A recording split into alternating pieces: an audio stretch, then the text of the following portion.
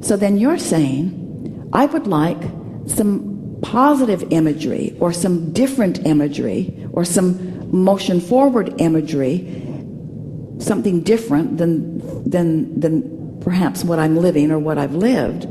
And we say, and isn't it logical that you can't make that jump, because the specifics of this is so strong that when you attempt to pick up the stick and go to this end of it, instead you go to the end of it that is the most active, and then it feels to you like you're struggling to find the imagery.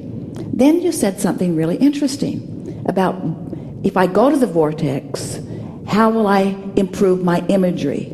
And we want to say to you that the work is just to go to the vortex. The work isn't to find the specifics so that you can get to the vortex. The work is to diminish the specifics that are keeping you out of the vortex. The vortex will take you in, and then the specifics will ensue. You sort of follow? So now it comes back to what we were talking about earlier. You take those specifics and you make them more general. So let's do that. Let's take some of the specifics that you were talking about, speak them specifically, and we'll make them more general and show you what we mean. Like, for the last 10 years, I've been in jobs that I've been not too happy. All right, did you hear the specifics of that? 10 years, jobs, not happy, painted a pretty specific picture, didn't it? Give us more specific. Not happy because boredom, lack of fulfillment, just not utilizing the best of myself. Exactly. Not really getting to dig in.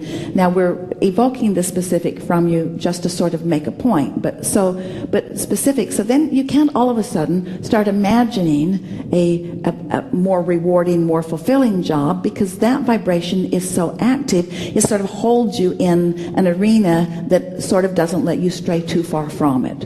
Exactly. So now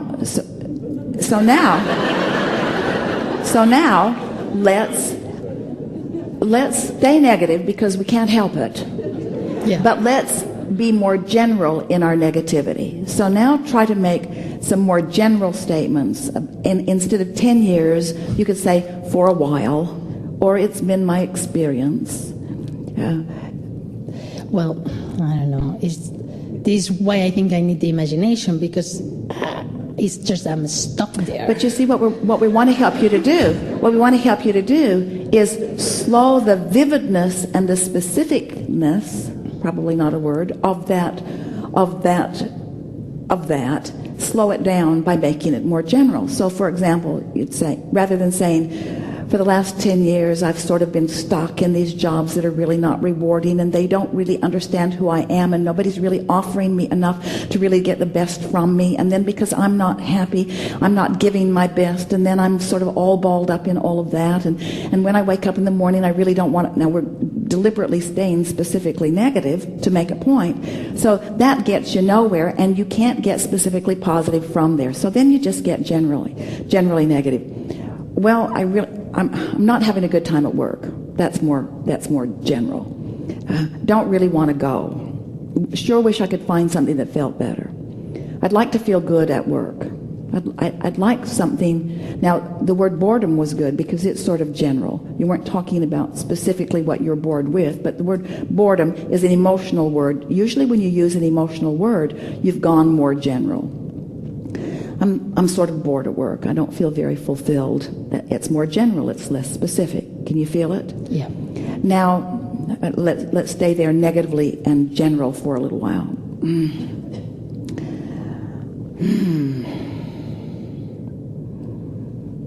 It's just not very fun. It's got to be something better for me. I don't really know where to find it. Still negative.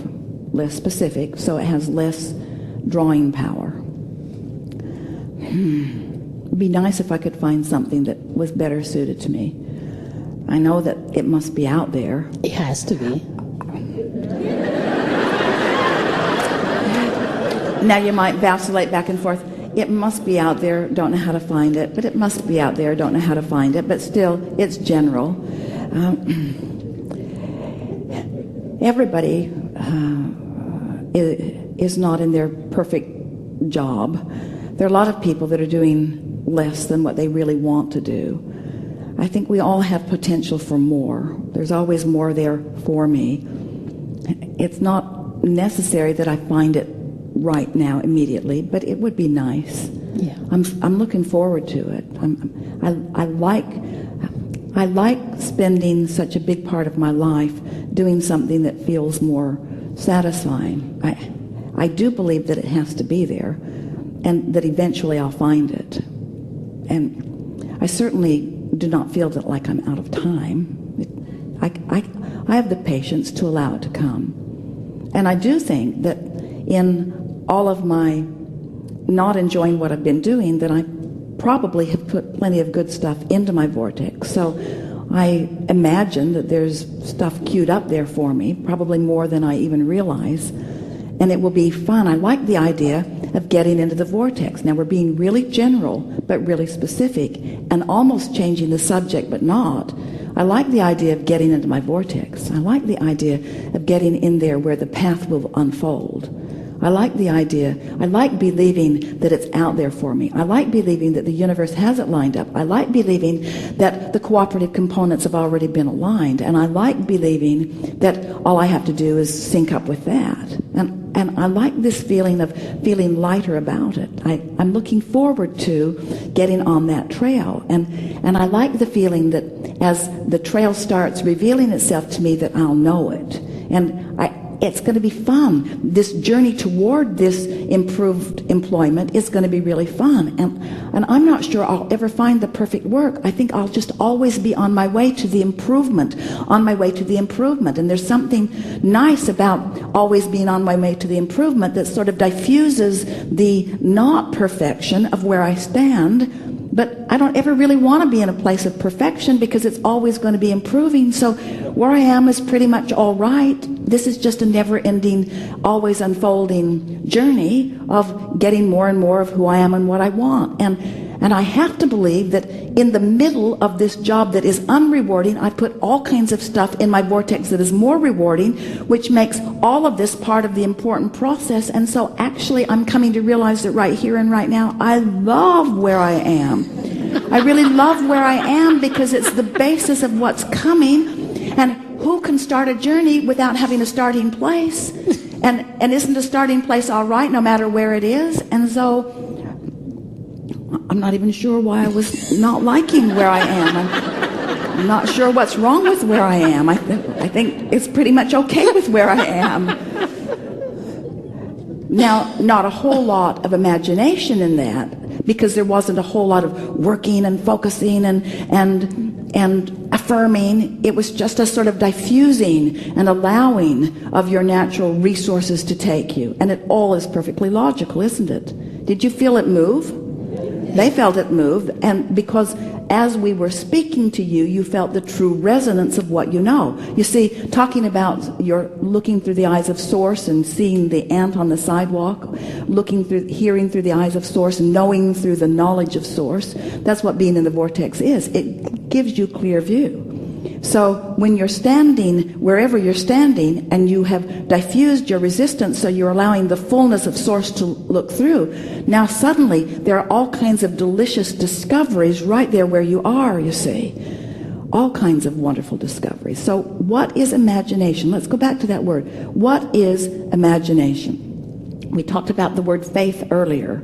We would like to put a whole new spin on the idea of imagination by reminding you that you are way, way more than you know in any moment. We talked about that already, the oneness, the wholeness. And so if you accept that there is this larger part of you that knows everything you want and knows everything you've put into the vortex and is standing there in full realization of all of it. Realization meaning full-blown vibrational manifestation of all of it, holding all of the knowledge of all of that. If you know that that part of you exists, then isn't the ultimate imagination just putting yourself in a place where you're not resisting, but therefore are then able to catch glimpses of that knowledge? In other words, Imagination is knowledge about things not yet manifested and therefore things not yet seen. You don't have to use your imagination to look at this carpet. What were they thinking? You don't have to use your imagination. You can just look at it. You can just look at it and it just reveals itself to you because you're already able to use your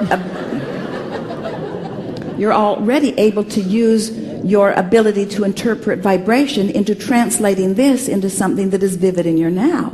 So imagination or imagery is really about finding the vibrational essence of something so that it can be translated to you, through you, in some sort of real and meaningful way.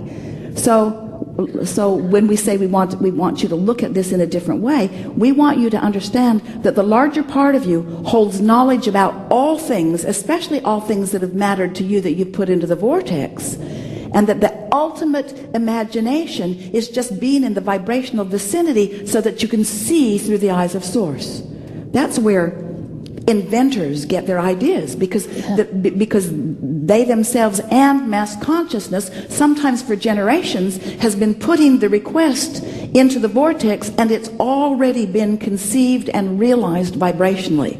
And then when they allow themselves to chill enough by not demanding that they extrapolate something from the universe that they're not ready to, but instead they just chill and let the vortex take them in, once in, the revelation of that does occur. And humans call that imagination. We call it getting into the vortex and know what the larger part of you has already known.